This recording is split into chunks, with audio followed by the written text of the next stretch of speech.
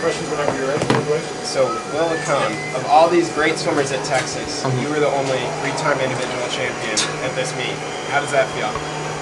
I don't think it's sunk in yet. I think I'm still hurting from that race a little bit, but I mean, it's special.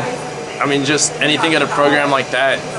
You know, when I chose to come, to the University of Texas, I kind of made it a goal. Like, I just don't want to be another swimmer that comes through the program, and just want to try and contribute in any special way possible. And I mean, I haven't taken time to look back on everything yet, but I feel like I've done a pretty good job of doing that. And it's just, honestly, just outside the swimming aspect, just everybody that I've gotten a chance to meet, just my teammates, other athletes at the school, and just even regular students, like, they hold a special place in my heart. And honestly, like, everything I've done from the moment I stepped on campus to now, it's just been for everybody but myself. I mean, I don't do any of this for me.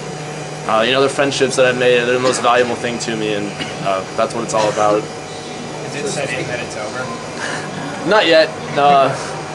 I mean, it may tonight, tomorrow, a month from now, a year from now. I don't really know, but it's just kind of crazy to think. So, speaking of your teammates, how cool is it to see Clark in the mile tonight, and then Conger do what he did in the 2 flights? Oh man, Clark's mile got me amped up. That along with Caleb's 100 free, I don't know if got me a little too amped up. I think I took out my first 100 a little too hard, but that was just unbelievable. To see a mile like that, I mean, whoever says the mile's not exciting is out of their mind after watching that. Like, if you think it's boring, watch that and you'll get ready to run a marathon afterwards or something. Winning the 200 breaststroke, again, I guess each one's been different. This one felt very much expected. How much does this feel like a victory lap? I mean, it's always sweet. I mean, at a meet like this, no race is easy to win. Nothing's easy to come by, and I don't know. It's just kind of cool to get my hand on the wall and realize, I guess, this is the 3rd in a row. It's something I never could have dreamed of happening, and it's pretty crazy, to be honest. Does that moment live up to the relays? Because I know you seem pretty amped up after that one, and you did after the relays too, but going 147 there. Yeah, to be honest, no, I don't know. To me, relays are a little more special. I mean, it's still pretty early to reflect on, like, my favorite experiences, but if there's one that stands out among the rest, my 400 melee relay my sophomore year was still probably the coolest moment of my life that I've been a part of. I don't know, maybe the ones this meet may have topped it. I don't know yet. We'll see, but relays hold a special place in my heart for sure.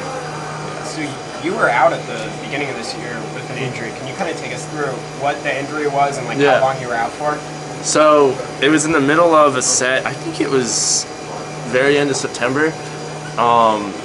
Actually, so I ended up pulling my groin, and a week before I pulled it, I don't know if I tweaked it or something, but it started irritating me and kind of bothering me a lot. So I laid off of it for a week.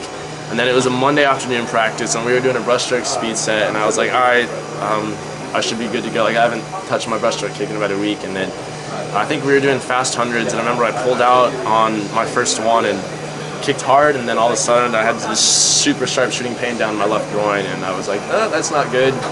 And it actually hurt walking afterwards. Like, I couldn't kick, like, not just breaststroke, but freestyle kick, or just walking afterwards hurt. So that was a little frustrating, set me back a little bit, but I didn't miss any pull time. So I pulled for a month, which honestly, I don't know, in my opinion, I don't think Eddie will agree with me, but I think it helped me a lot because normally pulling has been my weakness kind of throughout my entire life, and I pulled for about 3 weeks straight, and that really, I feel like, kind of just helped my stroke a lot, really improved my pulling. So I don't know, it could have been a blessing in disguise. I don't really know. Well, Eddie keeps talking about how you're back squatting like 350 pounds. How much do you think the weight room has impacted your performance this year? Do you think that's helped you having some speed and the confidence to do 100 and the 50 on the relay, go 22 and 49, and take out the 251 low? Yeah. So I mean, it was a box squat, so you can't take full credit for that. I think it's a little different, but yeah, honestly, outside Eddie, Chris, and Wyatt, and now Chase, I think the biggest factor in my improvement here are actually one guy who's in the stands right now, and one guy who's back. In Austin, Texas, our 2 weight coaches, Clinton Todd, and we actually had another guy here, Trey Cepeda, and he's been here, I think he was at UT for 16 years. I know he works with Pearsall, Hansen, and all those guys, and those guys have just played such a huge role in my improvement, and I'm forever thankful for them. I thank them every year because, I mean, they've helped me improve so much. I mean, growing up, I was kind of always that scrawny little kid, but yeah, I attribute so much of my success to those guys. Well, how did you feel for Conger tonight? Finally, getting his hand on the ball, even without schooling there, and you knew what was going on this summer, the kind of the struggles he had, and having to come back amidst all that spotlight. So, what did that mean for him and for you to see him do that? Yeah, that was really special. I was so happy for him. I mean, he's been one of my best friends. I first met him. It was I think Junior Pan Packs, my junior year summer in high school, and we roomed together, and just have known him so well since then, and to see him persevere and kind of coming off a probably disappointing freshman year in his eyes, and then just coming so close 2 times in a row to finally being able to cherish that victory is just so special, because I don't think you'll find a harder worker in the country than that guy, and just to see all that hard work come forth in a victory, I mean, it was way long overdue for him, so I'm just so happy for the guy. Can you talk a little bit about the stamp the senior class has put on this program now with 3 in a row, and all of the records that fell throughout this week? Mm-hmm. Ooh, man, it's crazy. I've talked to a couple of the guys since I finished, and we're just kind of almost in disbelief that it's over. I mean, I remember vividly setting foot on campus the first day, meeting most of the guys who I've never met before, and we felt like we had a pretty good class coming in, and in our opinion, we kind of thought, we assembled the best group of guys in the country for a recruiting class that year. But once again, I feel like no one else really thought so. And I think that's something that's kind of helped drive us throughout the 4 years, just kind of always having something to prove. And it's been so cool just getting to bond with these guys so much, and just being able to come out on top like this and have 2 more to back it up. How motivating was this summer for you? A lot. It was very hard on me, to be honest, but I think those moments of hardship, I think you learn a lot about it, and it's one thing where it's helped me a lot this year in training. I mean, just kind of helping push you that little extra step, and I think I can just kind of credit it, to be honest. I mean, it's not what I wanted as a result, but I think just help learn from it, and just try and be a better swimmer off of it.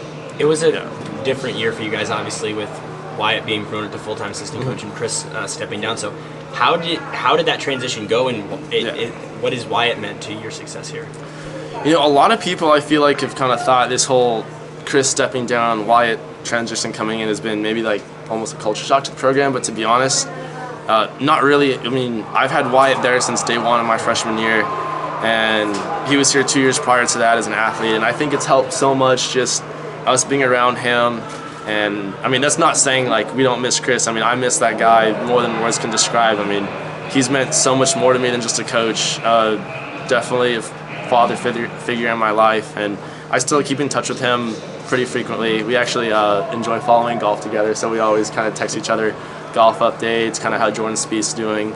But Wyatt has meant so much. I mean, I feel like he has a little bit of a different relationship to us than most other coaches, just because he's a lot closer to our age than most coaches who are like 30, 40, 50 years old. I mean, this guy just finished up his swimming career right when I got here, so I mean, he's definitely a guy you can go to with things per se you wouldn't want to tell maybe like another coach, because you kind of feel a little embarrassed. I mean, he can relate to us so well, and honestly, he's just a straight up damn good coach.